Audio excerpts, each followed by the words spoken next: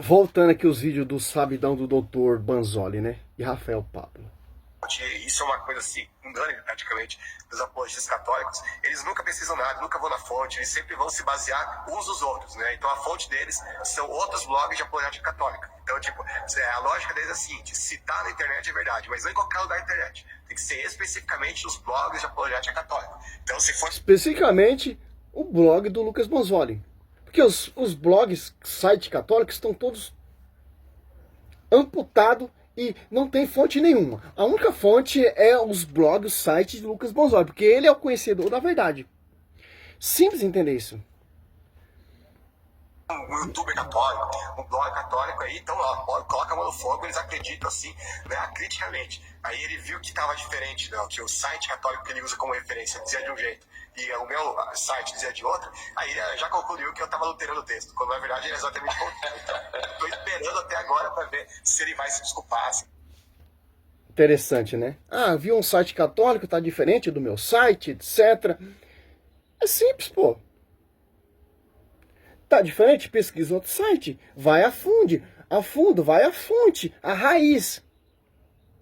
Que raiz? História como aconteceu. Historiadores sérios que não têm intenção de adulterar texto. Certo? Vai reconhecer o erro, vai falar que o Veritatis que adulterou o texto. Né? Eu duvido, mas vamos esperar, né? Vamos ver. Eu achei interessante o final do seu vídeo de hoje, porque no final literalmente foi isso, né? Tipo assim, olha, eu vou provar que você adulterou o texto, mostrando o quanto esse site adulterou o texto. Uma coisa, pô, os caras estão empenhados tanto de refutar a Igreja Católica através da patrística, mas a patrística é católica. Qual é o lema da reforma protestante? Isso que eu não entendo. Os caras defendem a sola escritura, como o Rafael Pablo, mas os caras não estão pregando a sola escritura. Não está provando nada na sola escritura. A sola escritura, ela diz o quê? É uma só verdade. A tradição apostólica. Simples. O que não vem dessa fonte que não é apostólico, que não foi confiado aos pais apostólicos, é fonte errante. Por exemplo, está citando pais da igreja aí. Mas eles não acreditam na igreja. Porque eles estão citando o pai da igreja. Então, se eles desprezaram a história, a tradição, rejeitaram a tradição e o magistério, como vocês vão acreditar nesses picaretas? Por mais que o Lucas Banzoli está citando a patrística certa, mas eles não acreditam no pai patrístico. Porque os pais patrísticos acreditavam na igreja. Tanto que muitos foram martirizados, dando a vida por essa igreja. Então, vocês têm que tomar vergonha na cara e parar de citar pais patrísticos, porque vocês desprezaram a tradição. Ficaram com sua escritura. Então, esses argumentos vocês têm que provar na escritura. Porque o único foco de fonte de vocês é a sola escritura. Esse não é o lema da reforma protestante? Então, para mim, tanto faz. Você está citando patrística? Para mim, tanto faz. Que você não acredita no pai apostólico. Aí sim, se você passar a acreditar nos pais apostólicos e abraçar o que eles pregaram e se tornar membro da igreja, aí sim eu começo a dar ouvido para as suas pregações, pelos seus estudos. Mas, por enquanto, não. Porque nós somos guiados pelo magistério. Porque o catecismo vai nos ensinar. Olha só.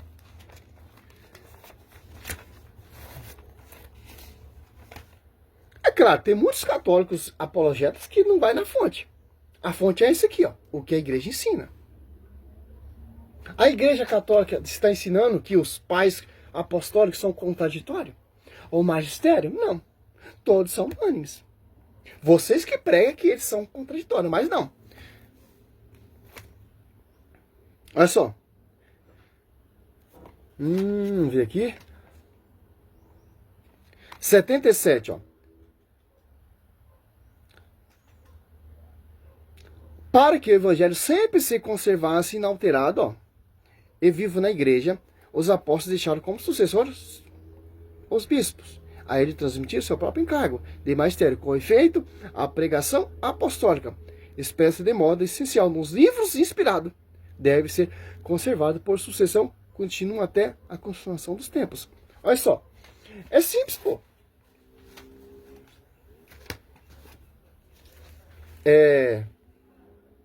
Eu não sei que compromisso ele tem, compromisso com o canal dele, pô.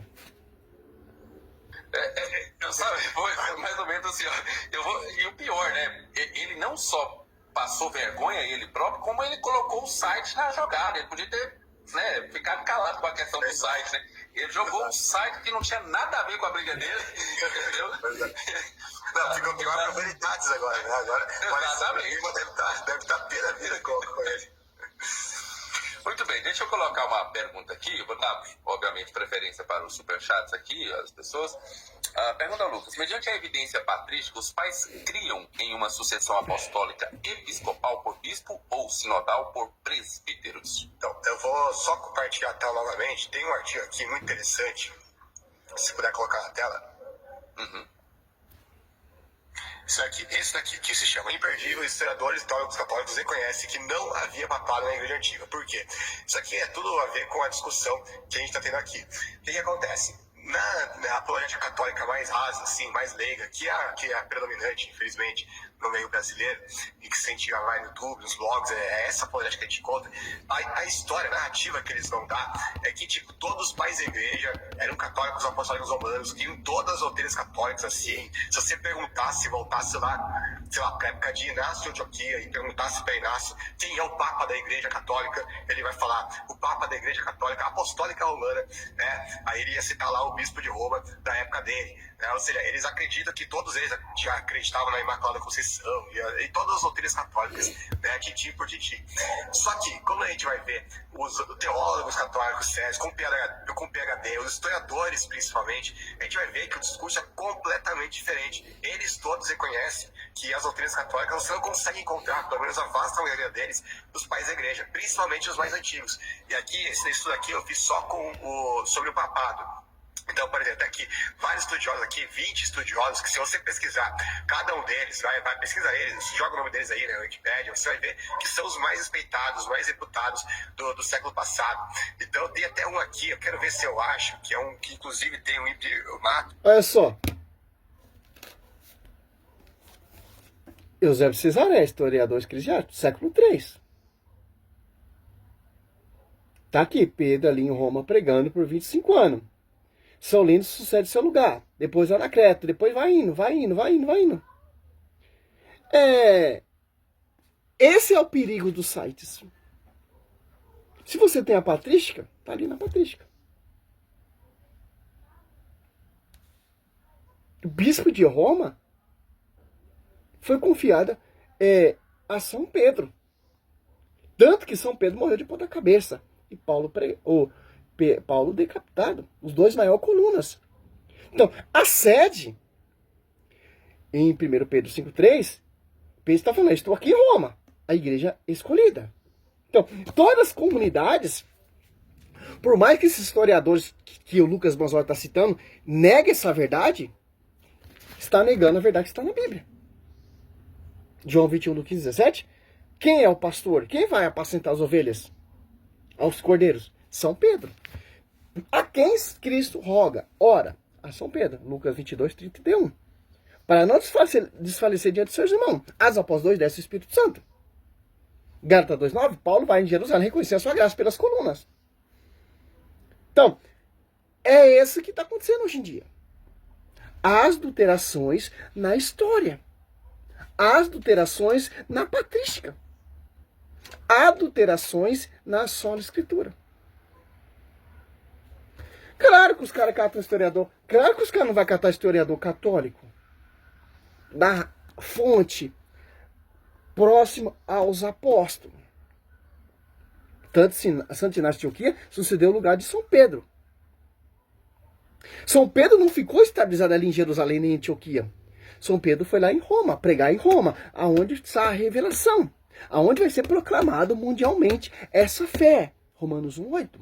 Romanos 1, 5, 6 e 7. Que é uma só igreja. Ah, mas o ortodoxo como posso falar? abandonaram a igreja católica, etc, etc, simplesmente é uma só igreja. A ortodoxa, ela tem pedaço da verdade. 100% de verdade é a igreja católica. 100% de salvação é a igreja católica. 100% de ligar e desligar é a igreja católica. Como diz as igrejas ecumênicas, né? Tem 7 pedaços da verdade. É simples, pô. Claro que a história é imensa. 2000 anos de história. Tem sites, vários sites hoje na internet aí. Eu tava pesquisando o site. O tema eu queria saber sobre o cano da escritura. Eu pesquisei 3, 4 sites. Um fala uma coisa, outro fala outra coisa, outro fala outra coisa. E não cheguei no contexto nenhum. O que é favorável para nós católicos? Ouvir o magistério. A pregação que foi anunciada pelo magistério. Os historiadores aqui foi confiado que era próximo aos apóstolos.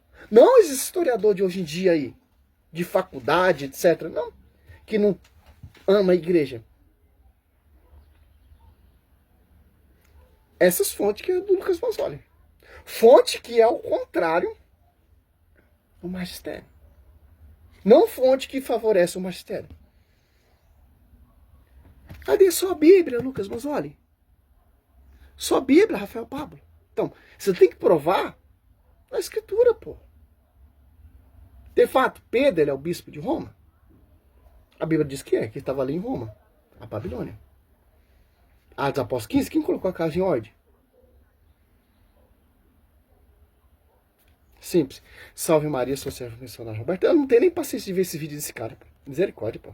É tanta mentira, pô, que você fica até impressionado um nível da apologeta hoje em dia. Não é mais Jesus Cristo. É eu. Eu refutei tal. Eu conheço a história da igreja. Eu sou contra a verdade. Mas cadê Cristo? Eu sou o apologeta. Eu sei mais que Santo Agostinho. Eu sei mais que Santo Inácio de Antioquia. Eu sei mais que o magistério. Simples. 2 Coríntios 4. Inspiração de outro Espírito. Salve Maria, sou servo missionário Roberto.